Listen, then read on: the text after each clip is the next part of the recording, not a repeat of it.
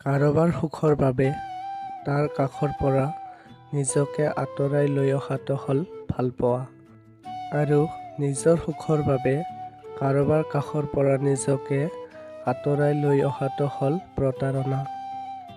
দেউতাৰ হোটেলৰ দাম বুজিবলৈ চেষ্টা কৰা।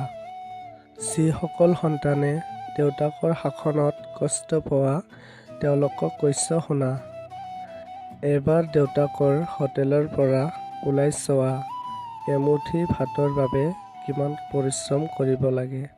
মা দেউতা থাকোঁতে তেওঁলোকক যথাযথ সন্মান আৰু শ্ৰদ্ধা কৰা, কাৰণ তেওঁলোক হেৰাই গ'লে বুজিব পাৰিবা তেওঁলোকৰ দৰে এইটো পৃথিৱীত আৰু কোনো আপোন নহয়। নিজৰ বুলি ভাবিছা যিজনক আচলতে কি নিজৰ হয় তেওঁ। সময় থাকোঁতে বুজি ল'বা এইখন পৃথিৱীত কোনেও কাৰো নহয়। যদি সপোন দেখিব পৰা তেনেহ'লে সেইটো বাস্তৱত পৰিণত কৰিব পাৰিবা। সহজতে পোৱা বস্তু বেছি দিন নাথাকে আৰু যিটো বস্তু বেছি দিন থাকে সেইটো সহজতে পোৱা নাযায়। এইটো পৃথিৱীত সকলোতকৈ বেছি সুযোগ লোৱা হয় সৰলতাৰ। কিছু তাৰিখ, কিছু সময় আৰু কিছু স্মৃতি আজিও বহুত বেছি মনত পৰে। সকলো মানুহে যে বেয়া সেইটো কিন্তু নহয়।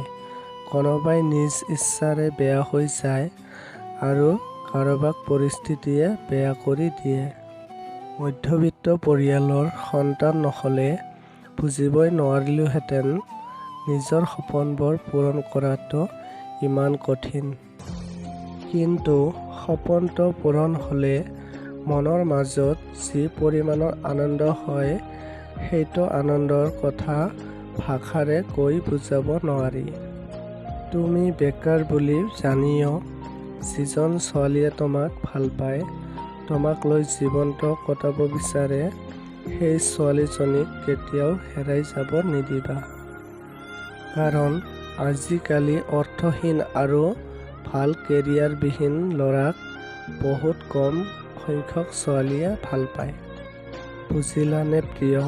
সম্পৰ্কত স্বাধীনতা থাকিলে মিছা কথা কোৱাৰ প্ৰয়োজন নহয়।